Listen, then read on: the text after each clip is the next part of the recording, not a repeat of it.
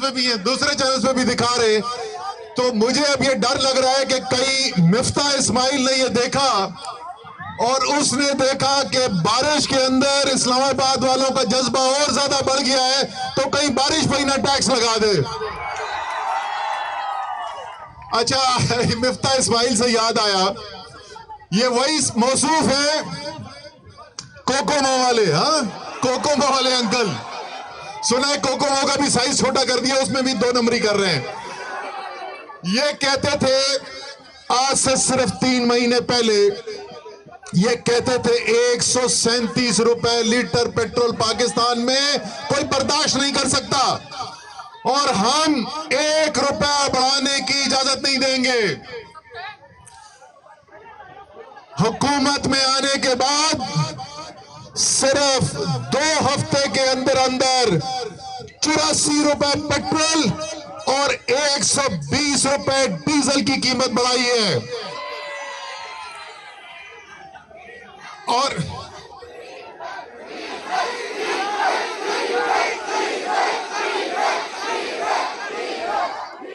इमरान खान ने पूरी कोशिश की कि अपनी कौम के ऊपर महंगाई का बोझ कम से कम रखे और मुख्तलिफ चीजों के ऊपर सब्सिडीज दी, लेकिन शायद पूरे पाकिस्तान के अंदर कराची से लेके खुंजराब तक जितना इमरान खान ने डीजल को सस्ता किया, इतना और किसी चीज को सस्ता नहीं किया।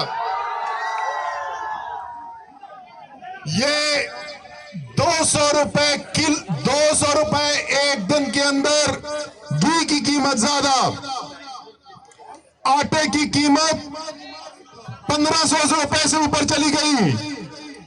ये महंगाई मार्च लेके आए थे यहीं पर इस्लामाबाद में। वो और बात है कि वो महंगाई मार्च करके जब यहां पे पहुंचे, और कहां पहुंचे थे, डी चौक पहुंचे थे, ना इमरान खान ने किसी के खिलाफ FIR कटवाई, ना किसी को गिरफ्तार किया, ना टीयर गैस शेलिंग हुई, ना कंटेनर रखे गए। वो इसलिए कि इमरान खान को पता था कि पाकिस्तान की कौम इमरान खान के साथ खड़ी है। इन लोगों का भी मसला ये है, ये जानते हैं कि कौम खड़ी हो गई है अपने कप्तान के साथ। इसी खौफ से इन्होंने पाकिस्तान की तारीख की सबसे बदतरीन टीयर गैस शेलिंग की, कंटेनर लगाए, लाठी चार्ज हुए, गाड़ियां तोड़ी गई।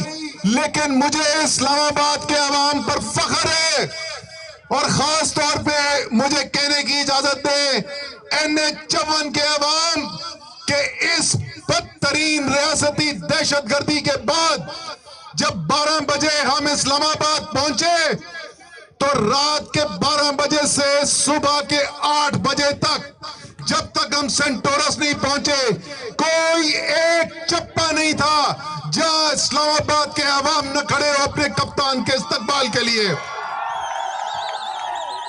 और सबसे ज्यादा हिम्मत देने वाली बात, हमारी बहनें, हमारी बेटियां, बच्चे, पूरे खानदान खड़े हुए थे और राना सनाउल्लाह को कह रहे थे, रोक सको तो रोक लो, तब्दीली आई रे।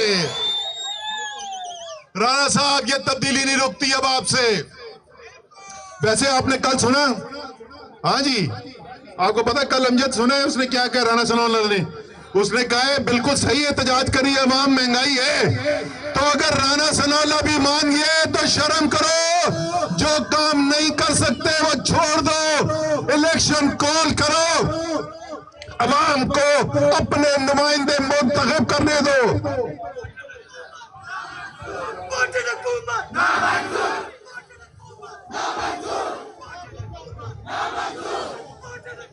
ना मंजूर। अच्छा, ये बताएं आजकल बहाने क्या बनाते हैं? आजकल बहाना क्या बनता है? 2 चीजें बोलते हैं जी, 2 बातें बोलते हैं। एक ये IMF का मुतालबा है, एक ये कि IMF का मुतालबा। अच्छा, ये शिबली फराज साहब आ गए। शिबली, आपने आपने अपने वालिद साहब की वो नज़म, हाँ, जिसमें तुम्हें नाज है अपनी शमशीर पर, वो वाली जो है ना, उसकी एंडिंग सुनानी है। और वो सिर्फ इनको नहीं सुनानी, वो पैगाम है उन सब लोगों के लिए जो समझते हैं कि ताकत से, जोर से, धमकी से इस पाकिस्तानी कौम को दबा सकते हैं। तुम कुछ भी कर लो, ये कौम अब रुकने वाली नहीं। अच्छा, मैं आपको बता रहा था कि ये बहाना क्या बनाते हैं आजकल। दो चीजें, आईएमएफ आ गया जी। जिस तरह वो बच्चे को सुलाना होता है ना, तो माएं बच्चे को बोलती हैं कि वो जिन आ जाएगा, तो इस तरीके से ये बोलते हैं आईएमएफ आ जाएगी। दूसरी बात, वो कहते हैं आलमी मंडी में महंगाई है। बड़ी देर की मेहरबान आते आते जब हम आपको बता रहे थे आलमी मंडी में वाकई महंगाई है, लेकिन ये आज शुरू नहीं हुई, ये 2 महीने पहले शुरू नहीं हुई। आलमी मंडी में महंगाई आज से 1 साल पहले शुरू हुई थी। हमने आपको बताया, मैंने खुद प्रेस कॉन्फ्रेंस की, दिखाया कि आलमी मंडी में कीमतें कैसे बढ़ रही है और किस तरीके से कप्तान ने अपनी आवाम को बचाने के लिए सब्सिडीज देकर, गैर जरूरी अखराजात कम करके, रेवेन्यू बढ़ाकर अपनी आवाम को इस बोझ से बचाया हुआ है। तो आलमी मंडी में कीमतें बढ़ना नया नहीं है। आईएमएफ तो 3 साल से हमारे साथ भी था। हम उसी आईएमएफ के साथ लंगर खाने भी चला रहा था इमरान खान, पनाहगाहें भी चल रही थी, सेहत कार्ड भी इंट्रोड्यूस हो रहा था, पाकिस्तान की सनतों की सबसे ज्यादा तेजी से तरक्की भी हो रही थी, फसलों के रिकॉर्ड रखे जा रहे थे, गंदम का रिकॉर्ड, मकई का रिकॉर्ड, गन्ने का रिकॉर्ड। पाकिस्तान की बरामदात अपनी तारीख की सबसे बुलंद सतह पर पहुंची नहीं थी। तरसीलात के नए रिकॉर्ड कायम हो रहे थे, बिजली बनाने के नए रिकॉर्ड कायम कर रहे थे। 15 साल के बाद पहली दफा पाकिस्तान की मईशत 2 साल तवातर से 5.5% से ज्यादा रफ्तार से बढ़ी, 5.74% पिछले साल और 6% इस साल। ये सब आईएमएफ के होते हुए हो रहा था। फर्क आईएमएफ का नहीं है, फर्क आलमी मंडी में महंगाई का नहीं है। फर्क ये है कि उस वक्त मुल्क के अंदर एक दलेर, बाहिम्मत, खुददार लीडर था जो सिर्फ अपने अल्लाह से डरता है और अपनी आवाम से मोहब्बत करता है। और आज हमारे पास बदकिस्मती से वो हुक्मरान हैं जिनके असासे भी बार, जिनका हुकूमत तक पहुंचने का रास्ता भी बाहर से आता है। बैरूनी मुदाखलत के जरिए बनी हुई हुकूमत कभी बैरूनी आकाओं के सामने खड़ी हो सकती है? क्या यह मुमकिन है? और बैरूनी मुदाखलत पिछले 3-4 दिन से यह भी बहुत बात चली टेलीविजन पर।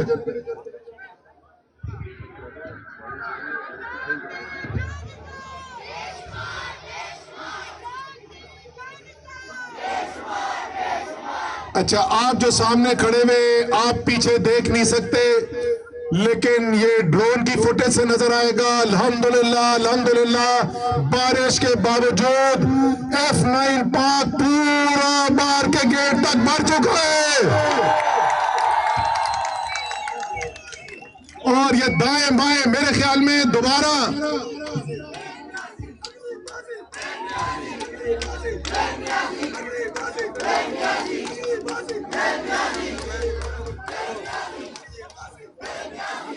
इंशाल्लाह।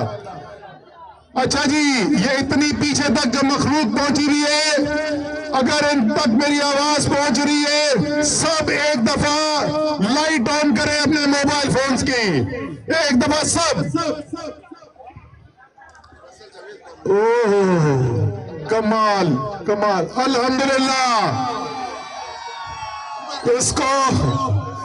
इसको बोलते हैं जागी हुई कौम, एक लेकिन इस जागी हुई खुददार कौम के ऊपर इस वक्त गुलाम बैठे हुए।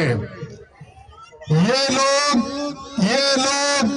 जिनकी सियासत भी बाहर से आती है। हाँ, मैं आपको बता रहा था कि पिछले कुछ दिनों के अंदर बड़ा आपने टीवी पे देखा होगा, हमने प्रेस कॉन्फ्रेंस की, उसके ऊपर वजाहती बयान आने शुरू हो गए। क्या बात कर रहे थे हम ये सिर्फ कह रहे थे कि पाकिस्तान की कौमी सलामती कमेटी ने एक दफा नहीं 2 दफा कहा है कि मुल्क के अंदर वाज़े बैरूनी मुदाखलत की गई है। पाकिस्तान के उस वक्त के कौमी असेंबली के स्पीकर ने चीफ जस्टिस सुप्रीम कोर्ट को खत लिखा और उनसे कहा कि यह मेरे पास मरासला आया है जिसको डिक्लासिफाई किया गया है और इसके अंदर हमें वाज़े बैरूनी मुदाखलत नजर आ रही है। पाकिस्तान की अफवाज के सुप्रीम कमांडर कौन है जी? काजी तनवीर। कौन है पाकिस्तान की अफवाज के सुप्रीम कमांडर? सदर पाकिस्तान जनाब आरिफ अलवी सुप्रीम कमांडर पाकिस्तान की अफवाज के खत लिखते हैं सुप्रीम कोर्ट के चीफ जस्टिस को और उनको कहते हैं कि तहकीकात होनी चाहिए इस बैरूनी मुदाखलत की। मुझे ये बताए, एक खुददार कौम होते हुए अगर 22 करोड़ की कौम के मामलात में, एक एटमी ताकत के मामलात में दुनिया की बड़ी अस्करी कुव्वतों के मुल्क के अंदर बैरूनी मुदाखलत नजर आती है, तो उस खुददार कौम को क्या करना चाहिए? क्या उस खुददार कौम को सर झुकाकर गुलामी कबूल करनी चाहिए? गुलामी मंजूर है क्या? या उस कौम को अपने अल्लाह के ऊपर इन्हिसार करके इय्याका नअबुदु और इय्याका नस्तईन पर इत्तिबार करके अपनी खुददारी के लिए खड़ा होना चाहिए? खड़ा होना चाहिए कि नहीं? क्या आप तैयार है कि अगर मुश्किलें भी आई तो अपनी हकीकी आजादी के लिए खड़े होंगे? आप भी खड़े होंगे? आप भी खड़े होंगे? ये है पाकिस्तानी कौम। इस जज्बे को रखने वाली कौम को दुनिया की कोई ताकत नहीं बैठा सकती।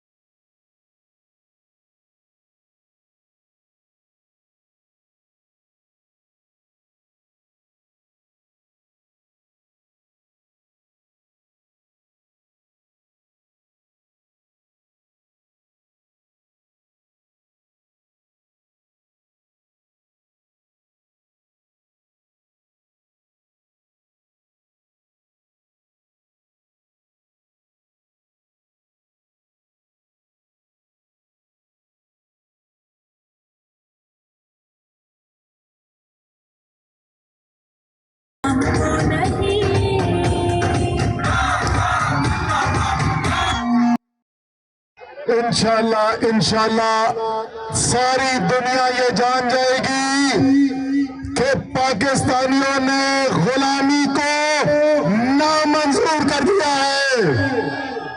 अब मैं थोड़ा सा बताता जाऊं, आज सेनेटर हमारे Waseem Shahzad, leader of opposition, senate के अंदर बड़ी दुआदार तकरीरें कर रहे हैं, चुप के रखा हुआ है इन्होंने काम आजकल। Well done sir chief Shahzad.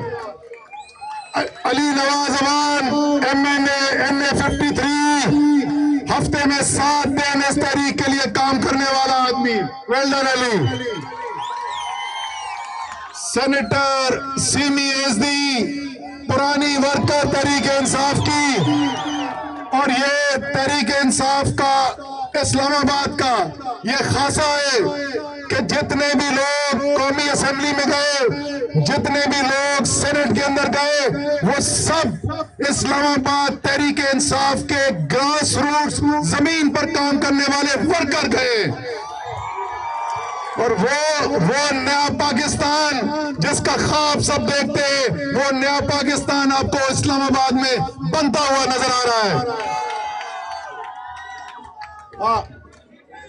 और ये मेरे साथ जो खड़े हुए, ये टीवी पे कम आते हैं, राजा खुर्रम नवाज MNA NA 52,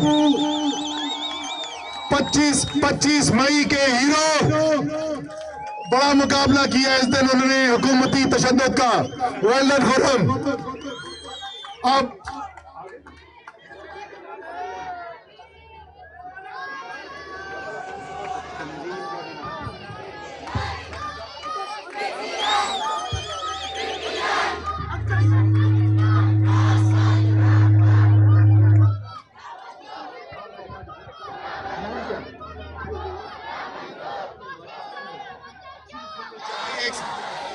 एक सेकंड, ये बच्ची कुछ बात करना चाहती है।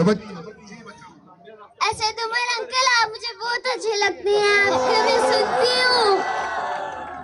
इमरान खान जिंदाबाद, इमरान खान के साथ हैं हम, इंशाल्लाह इमरान खान के साथ हैं।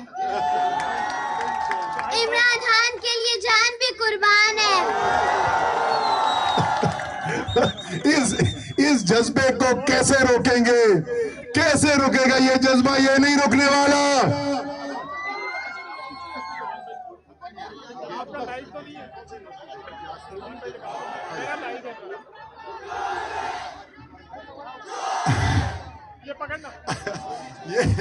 ये तो मेरे ख्याल में उसको खुद को भी पता चल गया। अच्छा जी, अब हमारे साथ एक तालिब इल्म है। मैं चाहता था कि आज मुख्तलिफ जो तबके हैं, जो इस महंगाई से असरअंदाज हो रहे, जो इस गुलामी की कीमत अदा कर रहे, वो आकर अपनी बात आप सबके साथ करें। तो हमारे साथ अकदस है, इस्लामिक यूनिवर्सिटी से है। ले लो अकदस। बिस्मिल्लाहिर्रहमानिर्रहीम। ताहद्दे नजर शोले ही शोले है चमन में, फूलों के निगहबान से कोई भूल